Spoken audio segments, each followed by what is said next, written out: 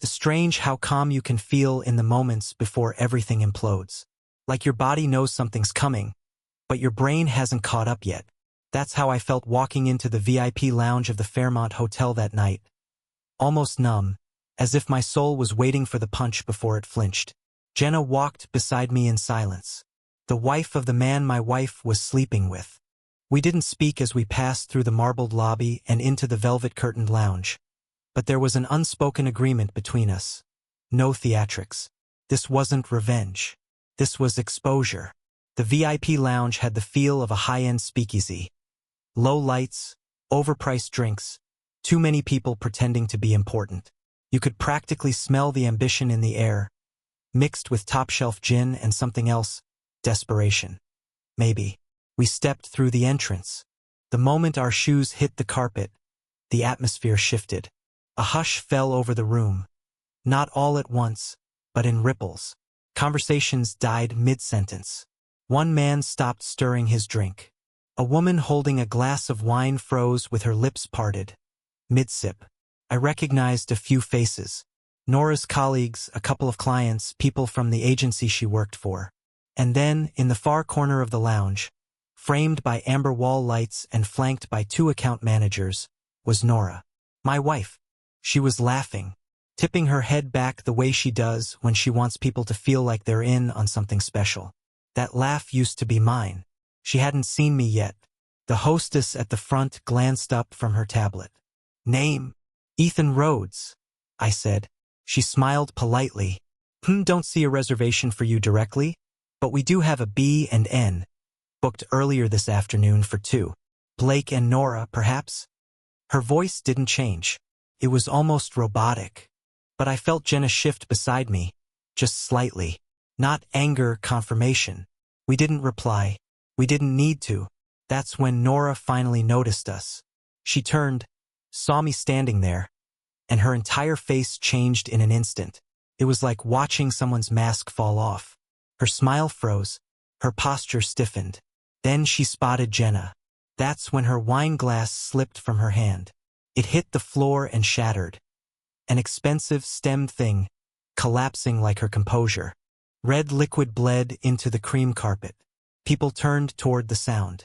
The room had already been watching, but now it was official. We were the center of attention. Nora blinked once, slowly. I saw her trying to recalibrate, to reset, but she couldn't find the script fast enough. Her clutch fell from her arm in the shuffle. A single card slipped out, a small, nondescript hotel-style keycard with the logo of the extended stay suites just across the street. I stepped forward and picked it up. The logo was familiar. Nora had mentioned them before in passing. Client spaces, she'd said. Sometimes we use them when the office is booked. I turned the card between my fingers and looked up. A sweet key, I said aloud. Loud enough for the few nearby to hear. Convenient. She didn't answer. Jenna stepped forward now, her tone even but cutting. You know, Nora, I wasn't sure what I was going to find when Ethan called me, but seeing your face just now, that told me everything I needed to know. Nora's eyes flicked around the room like a trapped animal looking for a door that wasn't there. She was losing control and she knew it. She bent down, crouching like she was trying to clean up the glass. Like the spilled wine mattered more than the metaphor bleeding out across the carpet. She reached for a napkin, dabbing at the floor, avoiding everyone's eyes. I don't know what this is supposed to be, she muttered, forcing a small laugh. Ethan, are you seriously doing this here? At my event? Your event, I echoed. You mean the agency mixer you told me not to come to because it was all business and not my scene? She stood up, clutching a cocktail napkin now stained deep red. You don't understand what you're doing, she snapped. Jenna took another step forward. No, you don't understand what you've done. I watched Nora swallow hard. She still hadn't looked at Blake. Probably because he was now trying to blend in with the wall behind the bar, pretending to look at his phone. Someone across the room whispered something. I saw a woman in a tailored navy dress nudge the man beside her. They both stared at us like we were a car wreck they couldn't look away from. Nora's voice dropped low, sharp. This is a professional setting. You're embarrassing me. Jenna smiled small, tight. You embarrassed yourself the moment you decided Thursdays were for hotel rooms instead of marriage vows. The line hit harder than expected. A few guests actually gasped. I could see one guy from Blake's company lower his drink and turn around, suddenly far too interested in a nearby painting. Nora turned to me now. Ethan, can we talk privately? This isn't how. I held up the keycard. Was this supposed to be private too? Her mouth opened, then closed again. She was running out of air. This is a misunderstanding, she said finally. I was going to explain. I was going to tell you everything. Were you? I asked. Because last I checked, you had a recurring 3 p.m. appointment with a man who's supposed to be Jenna's husband. I looked back at Blake. That guy, over there. Operations director, right?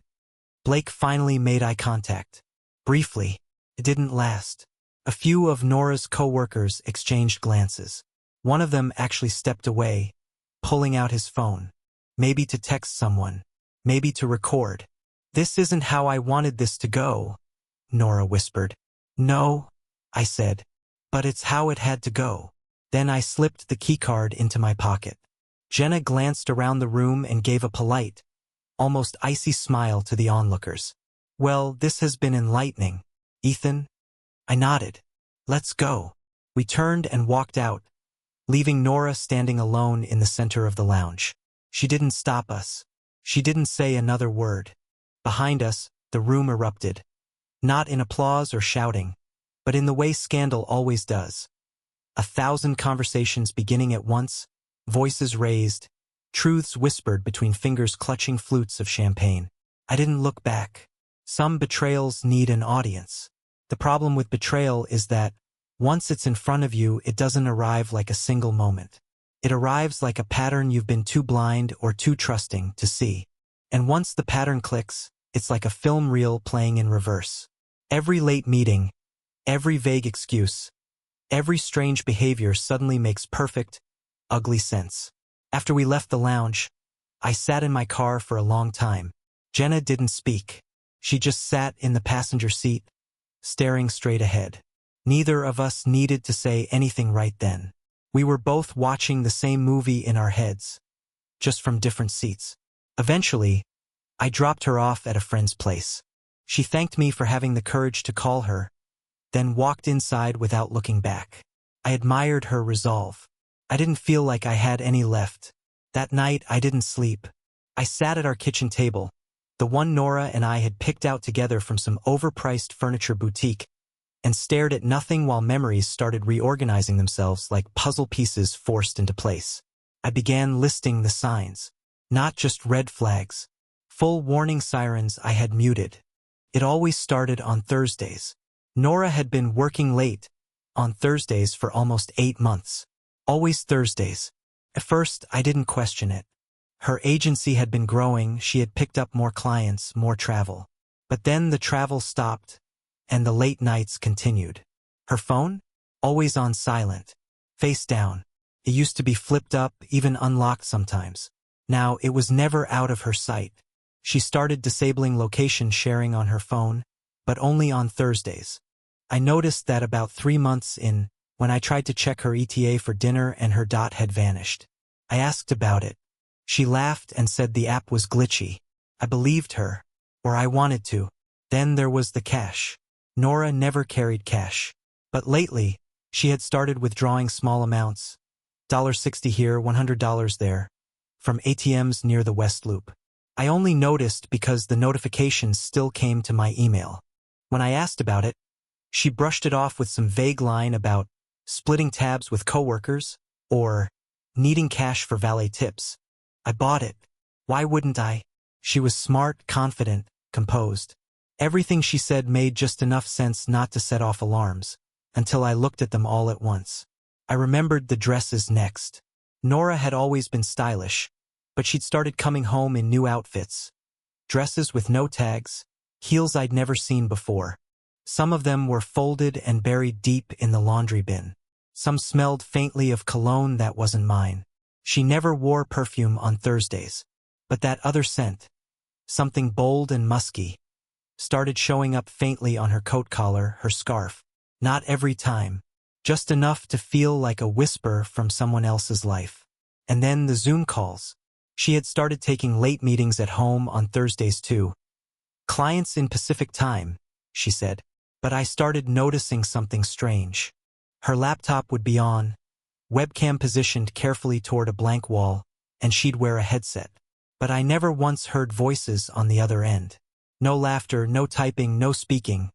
Just Nora, nodding and occasionally smiling as if someone were there. Once, I peeked at the Wi-Fi logs. I'm not proud of it, but desperate people don't wait for permission. She wasn't even connected. No video call.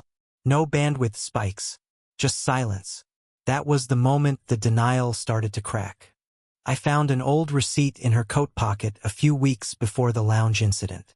A boutique coffee shop near River North, right across from the short-term rental complex where we now knew B and N had a suite.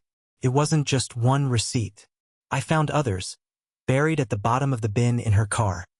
A shared Uber to the same block. A florist she had never mentioned.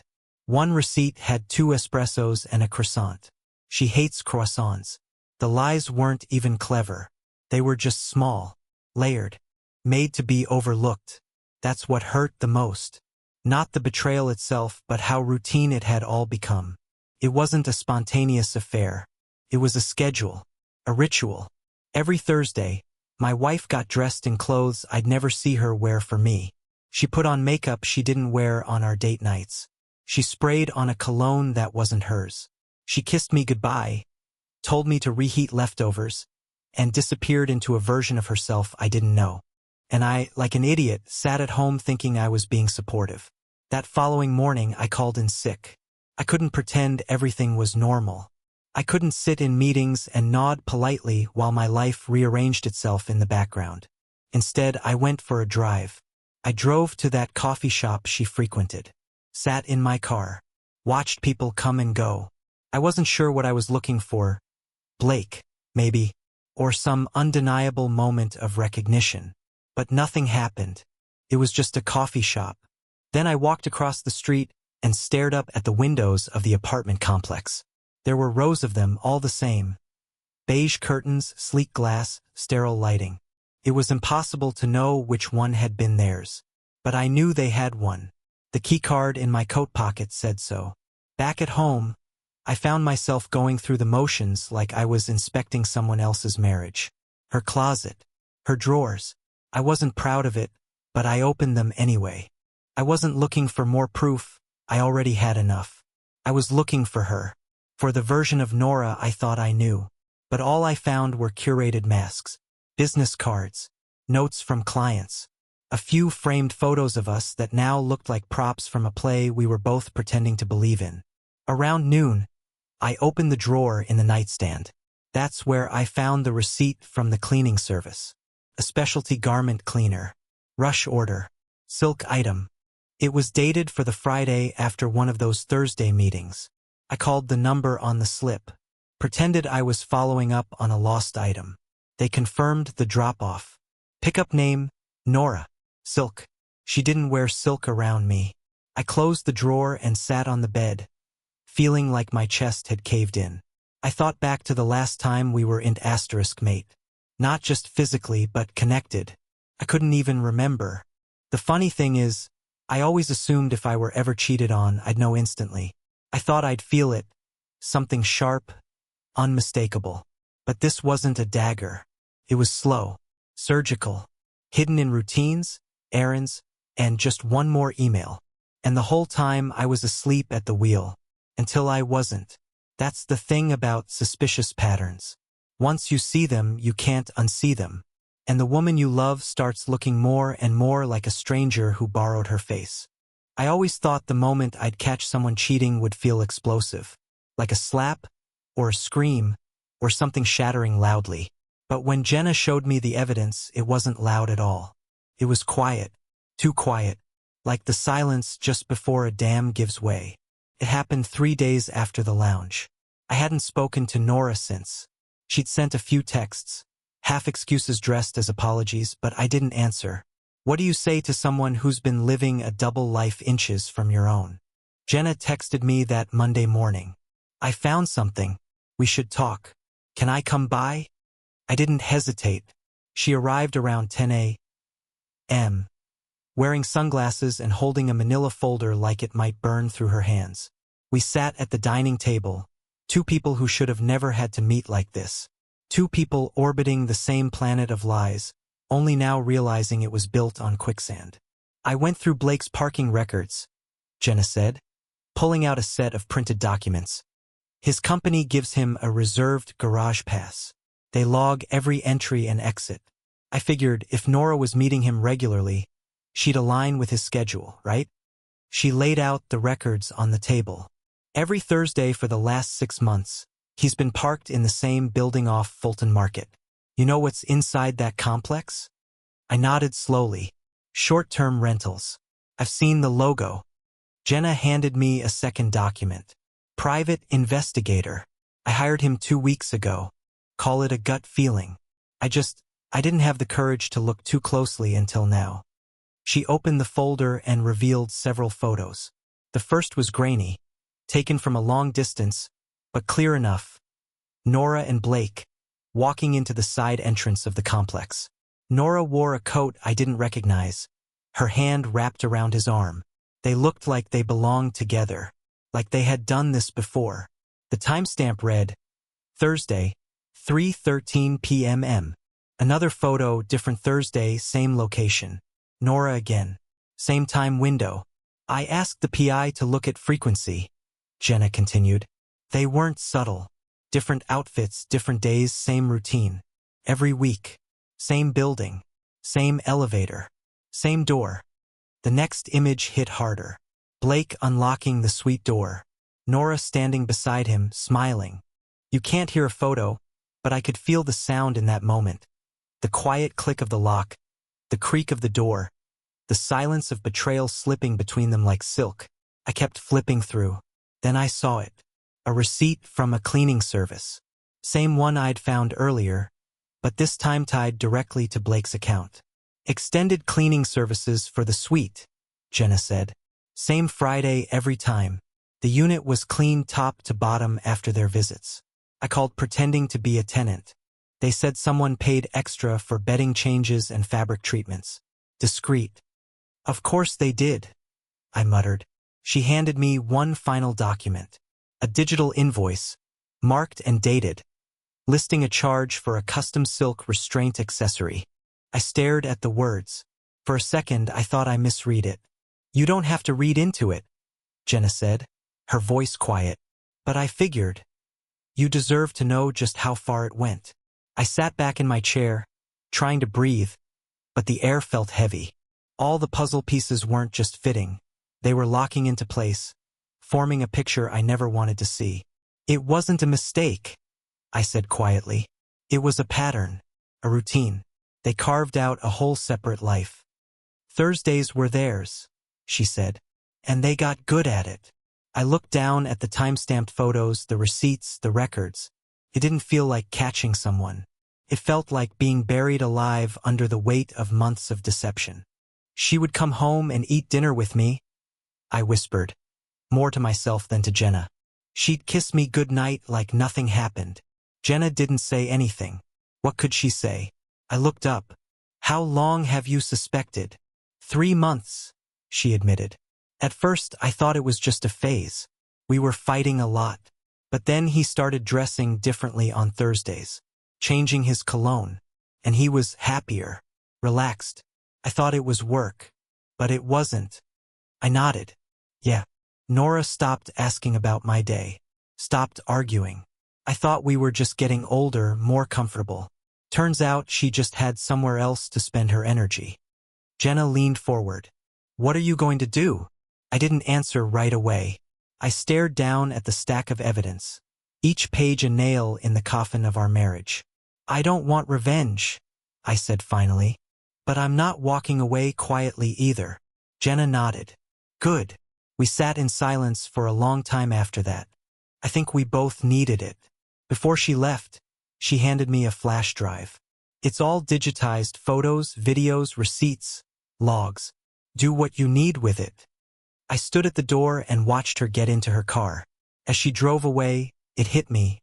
We weren't just betrayed. We were coordinated around. Managed. Like obstacles that needed to be worked around so they could live out their weekly fantasy. When I went back inside, I opened Nora's laptop.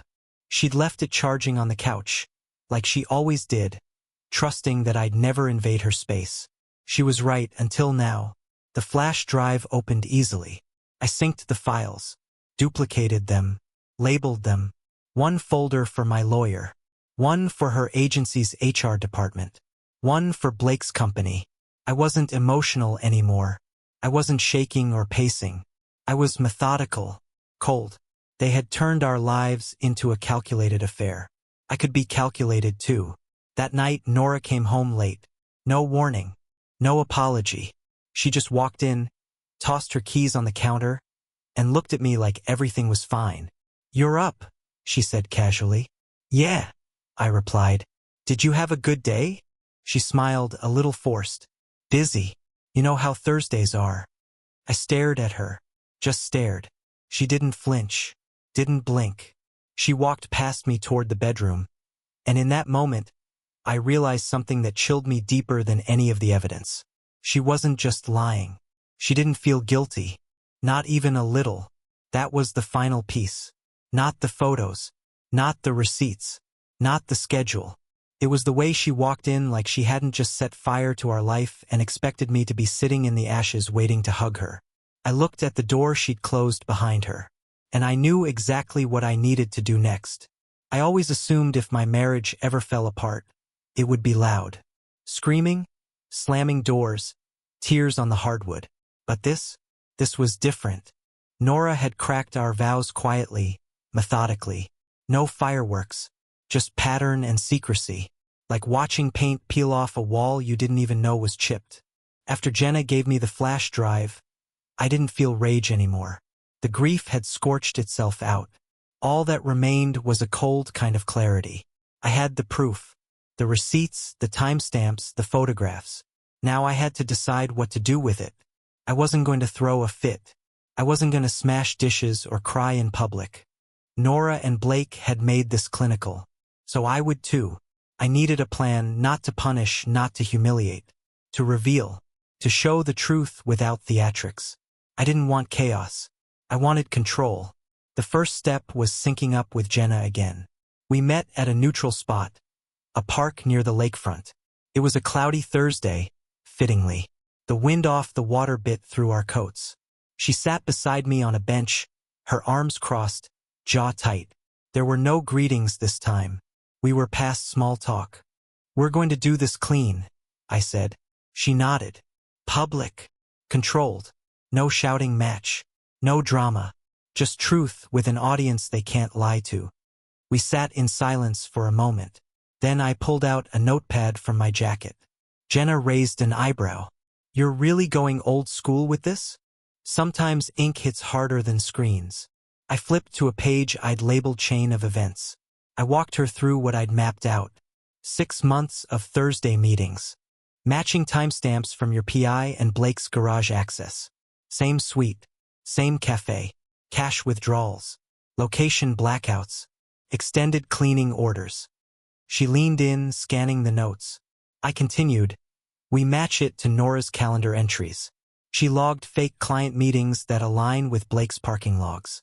Meanwhile, I found email drafts in her unsent folder, timed right before her disappearances.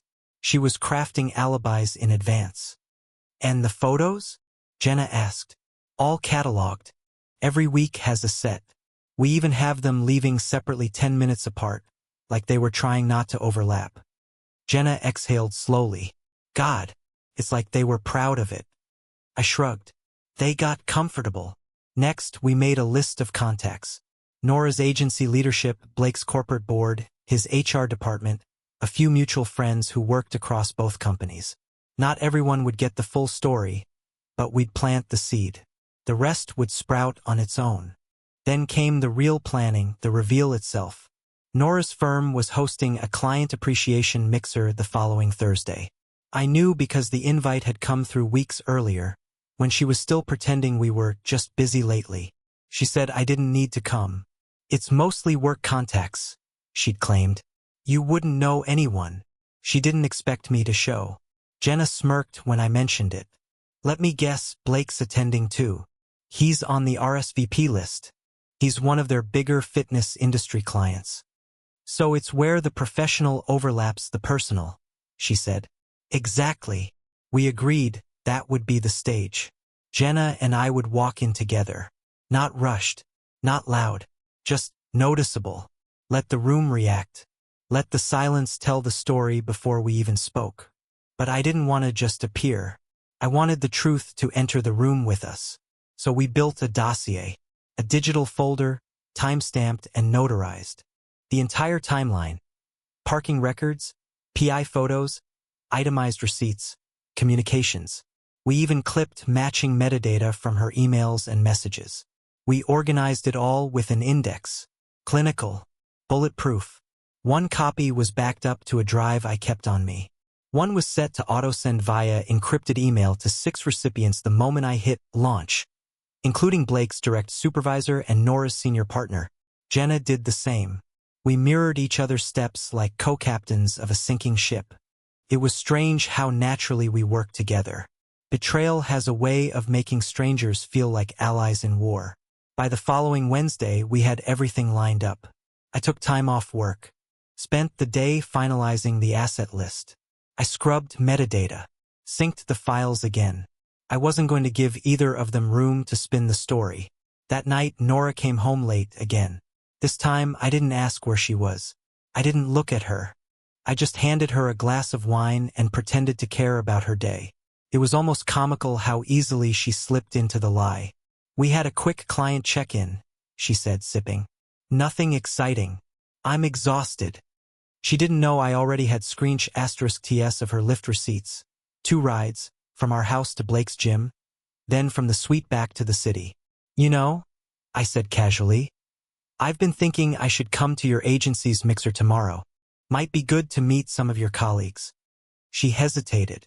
It's really not that kind of event. I smiled. Still, I think I will. She blinked. Ethan, it's mostly internal clients. I'll be working the room. You'd be standing around bored. I'll manage. For a split second, she looked like she wanted to argue. Then she smiled, tight and polished. Okay, if you're sure. I was. The next day, I dressed carefully. Not flashy, just clean, confident. Jenna met me outside the venue at 5:57 p.m. She wore a simple navy dress. Understated but unmistakable. We didn't say much before walking in. Just a shared nod. The mixer was held at a luxury hotel downtown. Elegant lighting, live jazz trio, everyone with name tags and practice smiles. Nora was at the far side of the lounge, wine in hand, mid-conversation with a client. She saw me first. Then she saw Jenna. The wine glass tilted in her hand. Her eyes widened. She didn't drop it this time, but her whole posture shifted. Shoulders tensed. Smile vanished. And for the second time in as many weeks, the room noticed. Whispers started. People turned. Blake wasn't visible yet. Not yet. But the email was already sent. The dossier was live. Phones buzzed quietly. Tabs opened. Faces changed. Jenna and I stood near the entrance. We didn't move. We didn't wave. We didn't shout. We just waited. Nora's boss pulled out her phone. Frowned. 2 assistants whispered in the corner, glancing from screen to screen. And then Blake walked in. He froze the moment he saw us. He looked at Nora, then at Jenna, then at me. He knew. And suddenly everyone else knew too. The truth was in the room now. There's a moment right after the truth lands, where no one knows what to say. People glance around, gauging reactions, trying to figure out who already knows what and whether it's safe to act like they knew all along. That was the lounge after the email went out. For maybe 30 seconds, the room held its breath. Then people started checking their phones. Silently, one by one. I watched it ripple like a glitch in reality. Nora's agency team was first. A couple of junior managers exchanged glances, their eyes darting between Nora and their screens. Someone near the back actually mouthed, Oh my God! Nora tried to recover. She stepped away from the client she'd been charming just minutes earlier and began moving toward me. Slow, cautious, her smile barely holding. She looked like someone approaching a wild animal. "Ethan?" she said, voice light but tight. "Can we talk?" I didn't answer. Next to me, Jenna shifted her weight onto her heels, chin slightly raised. She didn't speak either. That's when someone laughed. Loud. From the far corner. I turned. It was a man in a gray suit, maybe mid-30s, drink in hand. I didn't recognize him at first, but Nora did. Her face went pale. It was Blake. He wasn't supposed to be here, at least not if his calendar was to be believed. I checked it earlier that week. Jenna had access through a shared device. He had marked this evening OTO with a fake board dinner. He wasn't on the public RSVP list either.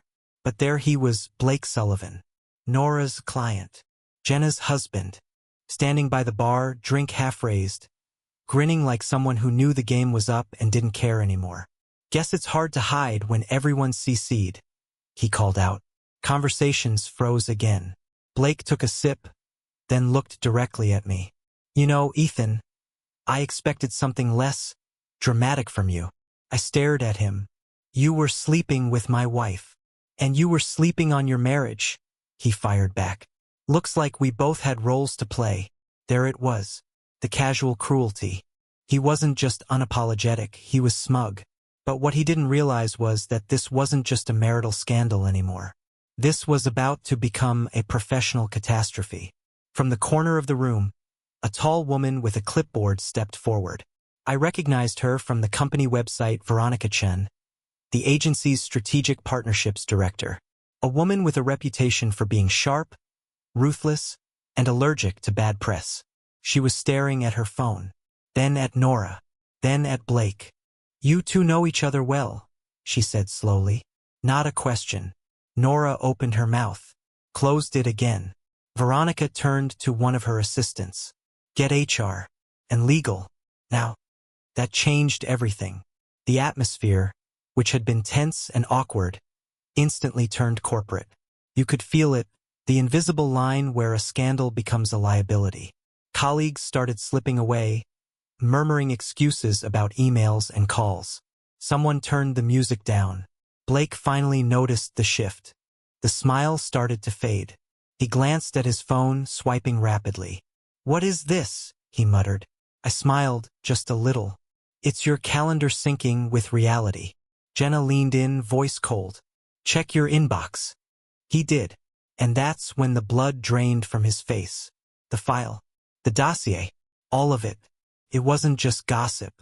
It was documentation, verified, time-stamped, cross-referenced, with attachments linking financial overlaps between Nora's client contracts and Blake's facility expenditures.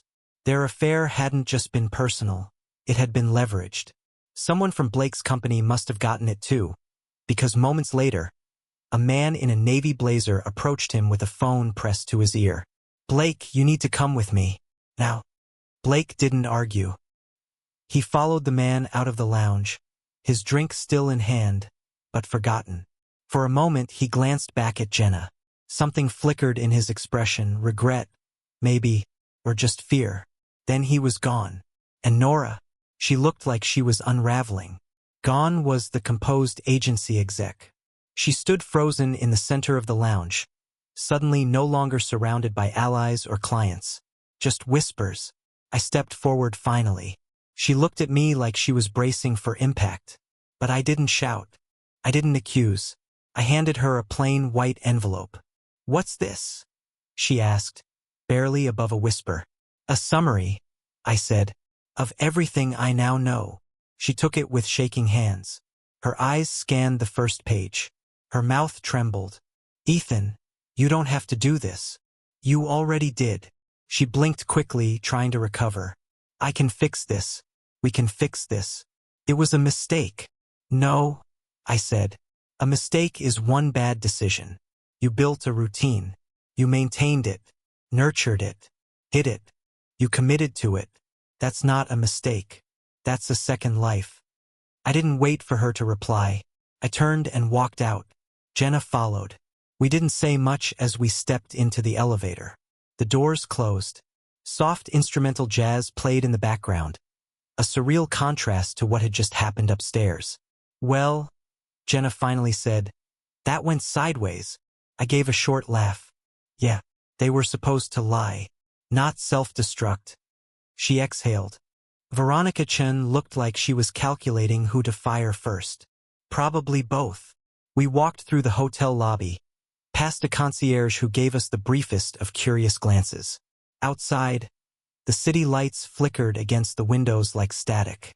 Jenna stopped near her car. "So what now?" "Now?" I shrugged. "I go home, change the locks, call a lawyer. And Nora? She'll figure it out. Or she won't. I'm done babysitting consequences." Jenna nodded slowly. "I filed the paperwork this morning," she said. "Divorce. Sent him a notice. My lawyer's handling the rest." I admired that about her. She moved with quiet precision. No tantrums. No revenge fantasies. Just action. "You okay?" I asked. She paused. "Honestly, I thought I'd feel sad. But right now I feel like I'm back in my own life. And that's something." I understood. We exchanged a long look. Nothing romantic. Just the mutual understanding of two people who'd watched the truth explode and somehow walked out of the fire a little cleaner. As she drove away, I stood there for a minute longer. The night felt still in a way it hadn't in months. Blake was exposed. Nora was cornered. The audience had seen everything. And this time, there was no spinning the narrative. The unexpected twist wasn't the reveal. It was how fast their carefully constructed lie collapsed once the right light hit it.